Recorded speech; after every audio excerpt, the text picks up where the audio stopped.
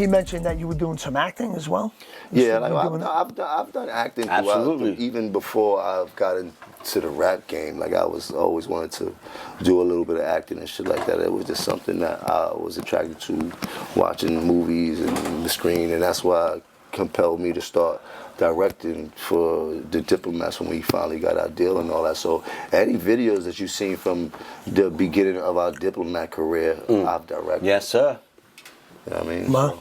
Yo, Jimmy, I got a question for you whenever you're ready. I've always been there since, you know, like I just finished filming a movie at the church steps for my album. I'll show you the intro of it when we finish this and shit like that. So the movie is my next direction I would like to go in. I didn't have the time before to do it because I was so hell-bent on making money and hustling and paying the bills, but I found a little comfort for myself in my resurgence in this game, you know what I mean? So yes, now sir. I'm able to kind of really start to really concentrate on making films and Yeah, well, the advice I always give is write your own stuff. Nobody knows Jim Jones better than Jim Jones.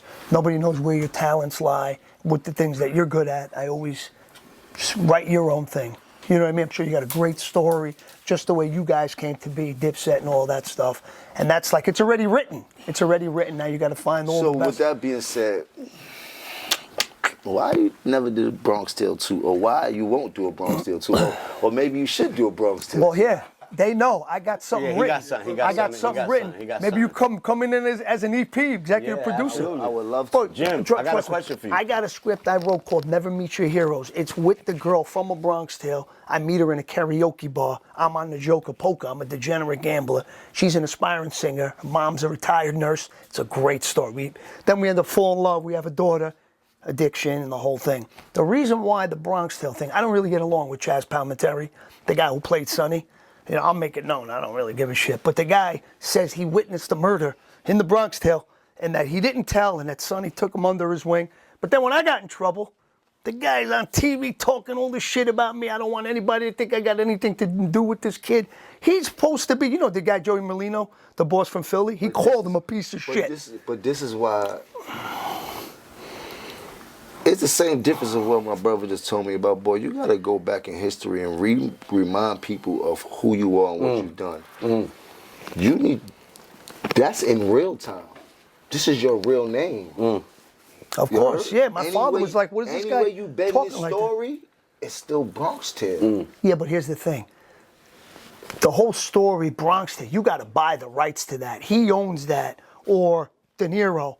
So for me to do that, it's going to cost a lot more than I want to spend on making this movie. But when you see me and her on the poster, you're automatically going to think it's a sequel. How marketing and the illusion of something works.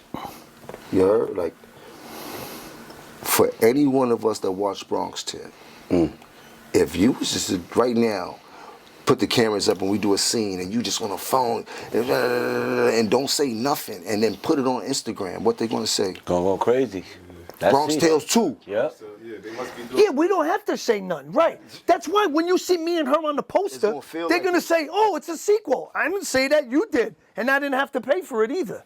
That's why. That's all we got to do. Just put us. The history of who, your face, everything, but whatever you do, just has to be very impactful, like nigga, like, cause where you left off was one of the most impactful things in hip hop culture. Yes, sir. You know how many eras of hip hop have took pages out of that movie and put them in videos and Yeah. Tell them. You know No, the film definitely transcends time. You got kids today, 15 years old, just saw the film for the first time. Yeah. Even though it takes place in the 60s, transcends My son's 17. time. That's The why I messages, sat everything next is to still my the son same. Right. and made him watch it like I was telling Same. you. Yeah, because yeah.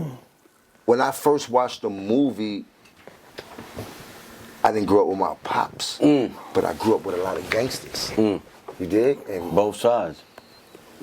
sneaking outside from a Caribbean family who's very overprotective. If you know anything about these type of people from the island, they don't give you no room. They don't even want you to play no sports. Everything was academic.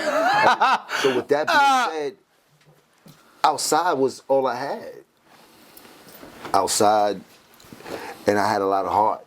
So naturally, the niggas that was outside that was older than me took to me wherever I went and shit like that. But when I was watching the movie, I was like, wow, I felt like you in that position of with the gangsters, and I'm doing things that the gangsters did, and the gangsters cheering you on for being a solid little nigga. Like, oh, this is my you know what I mean? And then, but I didn't get the other side, and watching that, I always felt the pain in my heart. Like, damn, I didn't get to do the bus rides with my pops. Yeah, I didn't get to do all that with my pops. And I was resenting you for shunning your pops in the movie because I became both of the people that was on camera. Yes, sir. I was the father, and Chaz.